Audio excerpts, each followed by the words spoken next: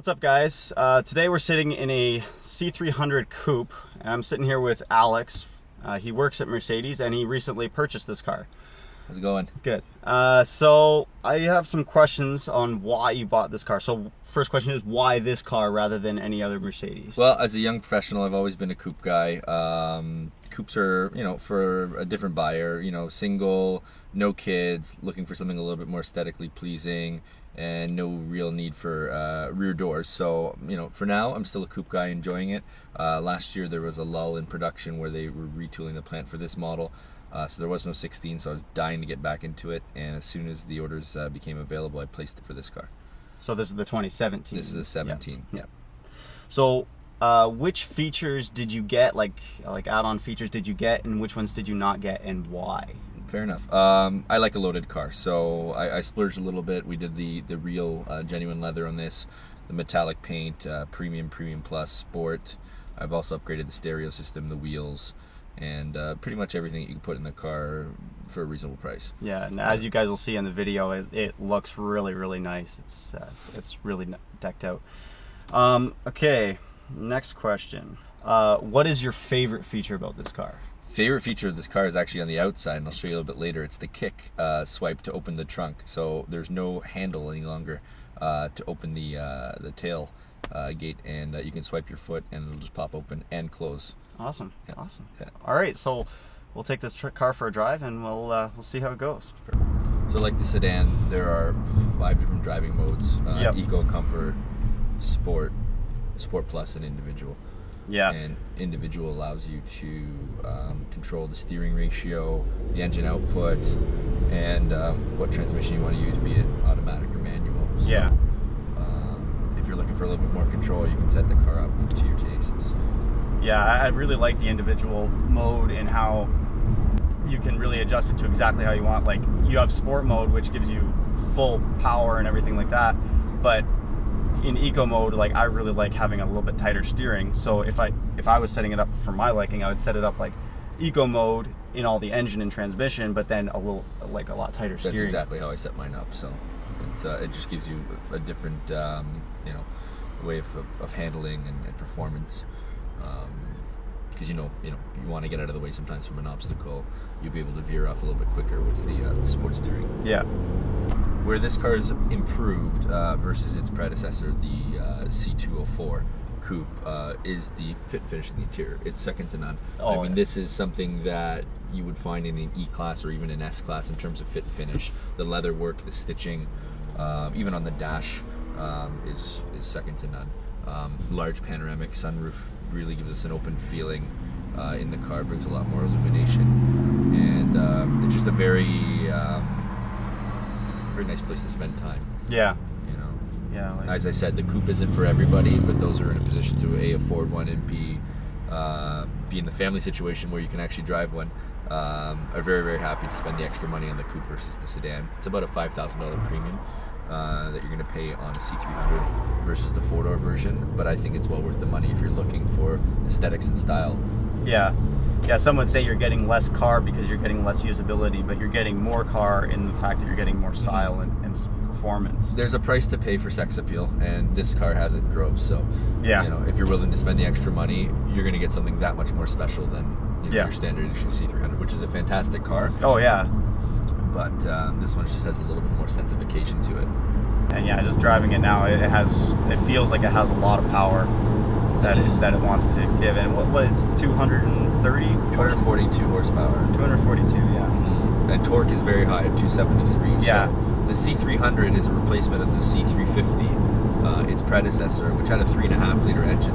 The car's putting up the exact same torque figures out of a 2-liter 4-cylinder. So you're getting a lot of the same grunt and performance from the old V6, but with fuel economy that's going to be about 20% better than the old V6. Yeah. So, as times progress, engines are getting smaller and they're becoming turbo and supercharged. So they're putting up the power of the old engines, but with much better economy. So Mercedes-Benz is a very responsible company, and they are very in tune with keeping our cars as green as possible, yet still having fun while we're driving. Yeah, I really like the interior, and I like this leather color that you picked. Yeah, it's called saddle brown. It's a brand new color for 2017 for this model.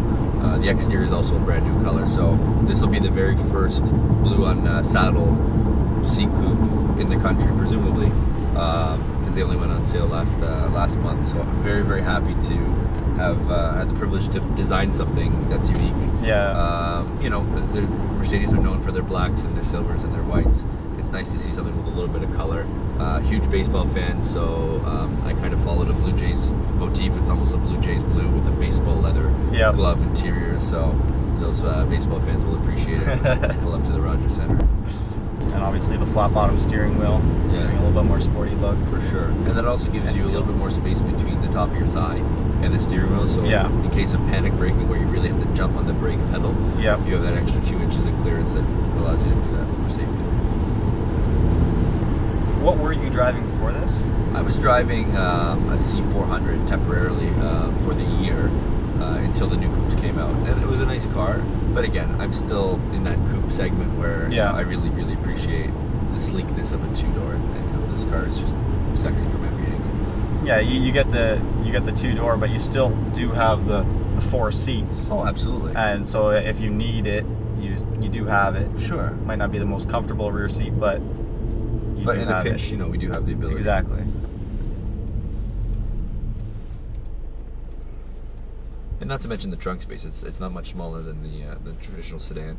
Now those seats in the back are 60-40 split, so we're able to drop those seats down and gain more space if you had to go, you know, do some aggressive shopping. Yeah. So one of the best features for a taller guy is having the ability to program the memory seats, which includes the steering wheel, the mirrors, and the seats themselves. So Jeff and I are a little bit different in shape and size. So he sits a little bit closer to the steering wheel, a little bit higher up, and I'm a little bit lower slung. So all I have to do is hit M and then 1, and I can save my settings for all of those driving modes. And then when Jeff gets in and makes a mess of everything, I can go back to 1 when he gets out of the car. So it's nice if you're using this car to share. You have different driving modes for the seats. This is the optional dark ash open pour. It's $250, and I think it's, again, money well spent. You know, gone are the days of your grandfather's burl walnut trim. You know, the younger guys are doing something a little bit more fresh and dynamic. So what they've taken is a nice, beautiful dark ash wood, but they've matted it, so you can actually feel the pores in the wood grain, and just a little bit sleeker.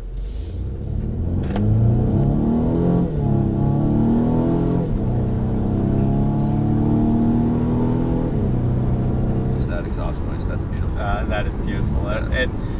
It doesn't. You don't have quite the rumble as like in the E550 I was driving. Of course. But I think that's a V8. But it's surprisingly close. Sure. Like sure. No, it's tuned for what it's tuned for a nice exhaust note. Very nice car.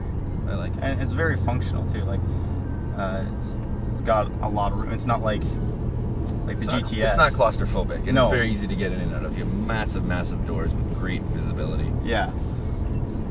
Not so much back behind us. It's got a little letterbox for rear windshield, but hey, in a car like this, you're never looking behind you unless the police are chasing you. You know what? For a 4-cylinder, it's pretty respectable. It's, for sure. You know, those who need more will get the V6 and even the V8, but for 90% of the people looking for something that looks really, really special and has enough get up and go, this is more than you need. So this car base is around 50,000? 48.1 before fees. So you're going to be, for a car with no options, you're going to be probably in the 51 range. They're probably going to come in closer to 60 once you're done with them. Options can get expensive, but they're very nice options to have. This car has keyless go, keyless start, the power foot swipe for the tailgate. So there's a lot of nice creature comforts that you would expect in a Mercedes-Benz, but you will pay for them. So I think the average transaction price is going to be in around the 60 grand mark. This one sits before freight and PDI at 61.7. So there's about $13,000 worth of options in this car.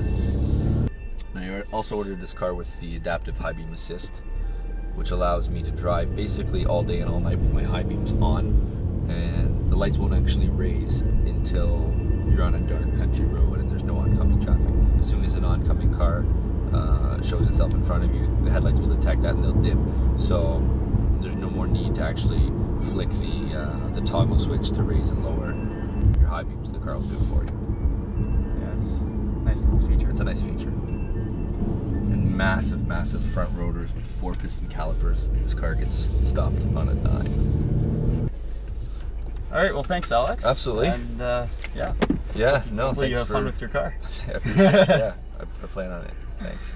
All right, if you guys like this video, hit like, subscribe, and look forward to more good things to come. Thanks, guys.